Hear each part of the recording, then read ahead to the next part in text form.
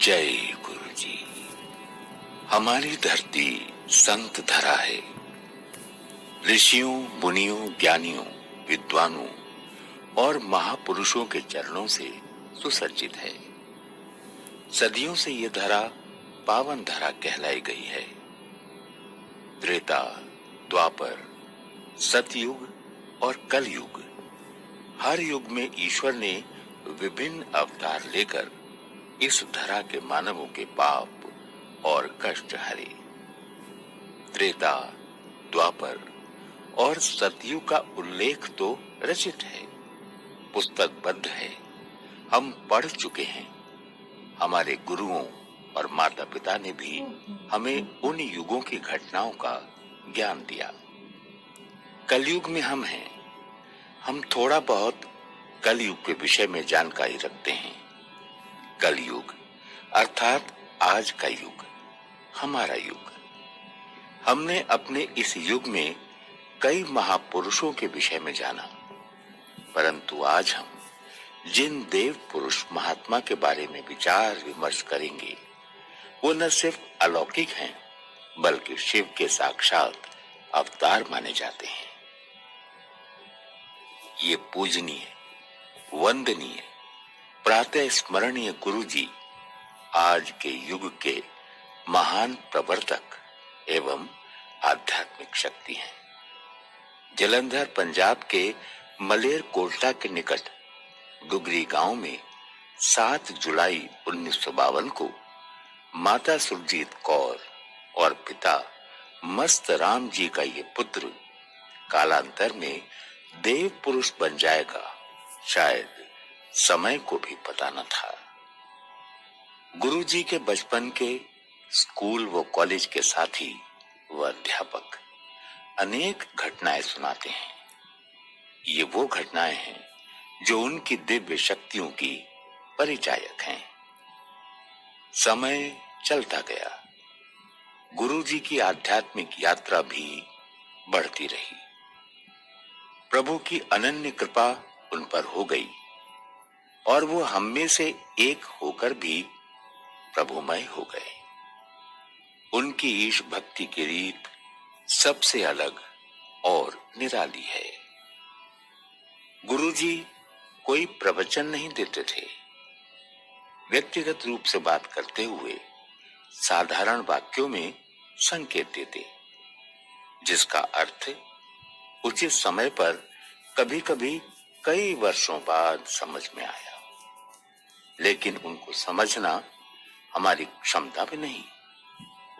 वो अक्सर कहा करते थे, अपना दिमाग यानी लॉजिक, प्रश्नों की झड़ी और अपना अहम यानी सामाजिक व व्यवसायिक स्तर की सोच अर्थात अहंकार जूतियों के साथ बाहर छोड़कर आया करो।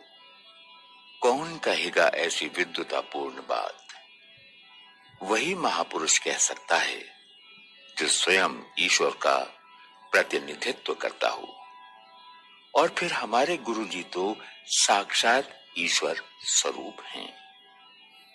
भारतीय संस्कृति में गुरु को ईश्वर से ऊंचा स्थान मिला है। अब हमारे सबके मन में एक प्रश्न उठ रहा होगा, गुरु किसे कहते हैं? गुरु क्या होते हैं? इसकी शाब्दिक परिभाषा हमें उस अतुलनीय अनुभूति व अलौकिक आनंद से बहुत दूर रखती है जिसे हमने गुरु जी की शरण व सानिध्य में बहुत गहराई से अनुभव किया। उनके प्रेम में स्व को निरंतर भिगोया है और सहभक्तों को भीगते देखा है। ऐसे गुरु और कहां जो ये कहें, चंगा यानी अच्छा जीवन जियो, कोई रोक टोक नहीं, कोई नियम कानून नहीं, कुछ भी खाइए, कुछ भी पहनिए, आनंद से रहिए, परंतु चंगा इंसान बनो। हाँ, गुरुजी ये अवश्य कहते, अपनी सोच बदलो, पॉजिटिव सोचो, यानी सकारात्मक विचारधारा रखो। परिवार और पारिवारिक जिम्मेदारियों को गुरुजी विशेष महत्व देते हैं। वो हमेशा सपरिवार सत्संग में आने को कहते। वैसे तो गुरुजी के मुखार बिंदु से निकला हर वाक्य संदेश है, फिर भी कुछ संदेश बहुत महत्वपूर्ण है। किसी गरीब की बेटी की शादी करो, गुप्त दान व गुप्त सेवा करो, आगे समय बहुत खराब है, अर्थात आध्यात्मिक एकता व साझा पाठ करना आवश्यक है। किसी को गाली मत दो, चुगली नहीं करनी, किसी को दोष न दो, किसी की निंदा मत करो। जब भी कोई इंसान प्रार्थना करता है या किसी मंत्र का जाप करता है तो एक शक्ति का आह्वान करता है ताकि वो शक्ति उनकी प्रार्थनाओं को स्वीकारे व इच्छाओं की पूर्ति करे। इसके लिए ये आवश्यक है कि मंत्र या प्रार्थना बहुत स्वच्छ हो, उच्चारण दोषहीन व स्वर एकदम सही हो, वरना शक्ति यानी ऊर्जा जागृत नहीं होती। लेकिन हमारे उच्चारण व स्वर दोषहीन नहीं होते, अतः हमारी प्रार्थनाएं अस्वीकृत रह जाती हैं। यहां गुरु की आवश्यकता होती है।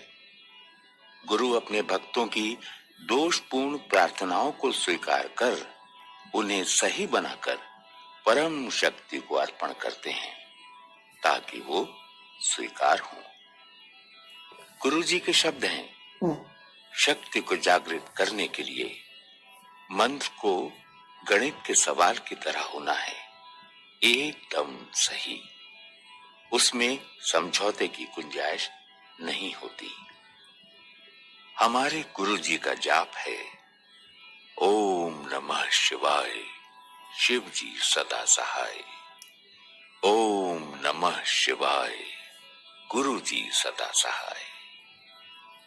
गुरु जी का शब्द सुनकर कहीं ये न सोचें कि लंबी दाढ़ी वाले भगवा वस्त्र वाले गुरु जी रहे होंगे।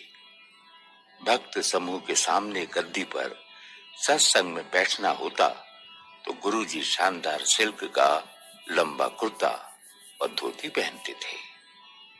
गुरु जी ने कभी भी किसी को बलपूर्वक भक्ति और अध्यात्म की ओर नहीं मोड़ा। वो तो कहते हैं, आनंद से जियो, मन को मारो मत, खुलकर जियो। हाँ, एक बात जरूर कहते थे जो हमें उनके आदेश की तरह माननी चाहिए। गुरु जी का कहना है, शिव पुराण रोज पढ़ना चाहिए। शिव की अदम्य शक्ति का अनुमान था गुरु जी को। गुरु जी में ही शिव, गुरु जी में ही शिव शक्ति, शिव भक्ति। धन्य है वो भक्त जिन्होंने गुरु जी के साक्षात दर्शन किए। हम उनकी छवि देखकर ही उनकी आध्यात्मिक शक्ति का अंदाजा लगा सकते हैं। आप ध्यान से कुछ पल के लिए गुरु जी की छवि को निहारिए। उनके मुखमंडल पर आभा, कांति, शांति और ईश्वरीय प्रकाश नजर आएगा। उनकी आंखों में जीवन का सुख दृष्टिगोचर होता है। उनकी मधुर मुस्कान तनाव मुक्त कर देती है। गुरुजी संपन्नता, वैभव, सुख, समृद्धि, रिद्धि, सिद्धि और वृद्धि के देने वाले हैं। उनका सत्संग हमें पूर्णता की ओर ले जाता है। संगत से सुख मिलता है। गुरुजी एक समय एक से अधिक स्थानों पर दर्शन देते। अमुक दिन दिल्ली में बैठे संगत में हम उन्हें निहार रहे होते। संगत जी, जय गुरु जी, शुक्राना गुरु जी। पल पल शुक्राना गुरु जी, पल पल शुक्राना। ओम नमः शिवाय। शिव जी सदा सहाय। ओम नमः शिवाय। गुरु जी सदा सहाय। जय गुरु जी।